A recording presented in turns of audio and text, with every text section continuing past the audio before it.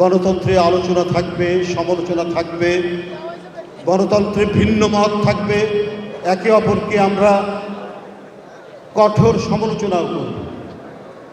এটা গণতন্ত্রের একটা অন্যতম বৈশিষ্ট্য।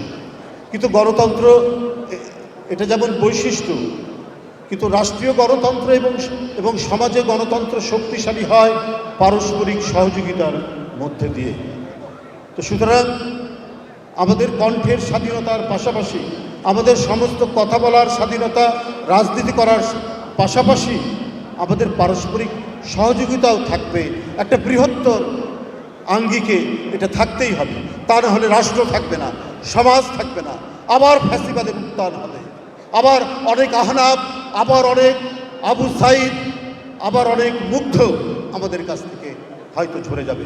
সেই দিন যেন আবার প্রত্যাবর্তন না করে এই লক্ষ্য নিয়েই আজকে এখানে অনেক রাজনৈতিক দল আমরা এখানে উপস্থিত হয়েছি। আমাদের সেই কমপক্ষে মিনিমাম আন্ডারস্ট্যান্ডিংয়ের সেই অঙ্গীকারটুকু আমাদের থাকতে হবে।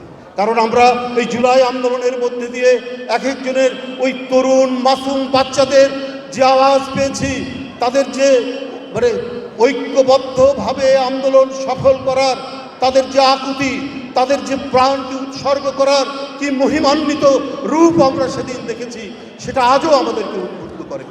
এক মুগ্ধের কথা, পানি লাগবে পানি, এই কথাতেই একটি মহাকাব্য রচনা হতে পারে। সুতরাং আর যেন কোনো মুগ্ধ ঝরে না যায়, আর যেন কোনো আবু সাইদ ঝরে না যায়, আর যেন কোনো ওয়াসিম আকরাম ঝরে না যায়। সেই জন্যই যা কিছু আমরা করি প্রত্যেকটাই যাতে করে কোথাও না কোথাও একটা পারস্পরিক সহযোগিতার জায়গা থাকতে হবে। তা না হলে আমরা এই 18 কোটির দেশের এই ছোট্ট একটি ভূখণ্ড আমাদের রক্ষা করা খুব মুশকিল হবে। আপনাদের সকলকে ধন্যবাদ। প্রত্যেকের সহযোগিতা করেছেন, প্রত্যেকের আন্তরিকতার মধ্যে দিয়ে আজকের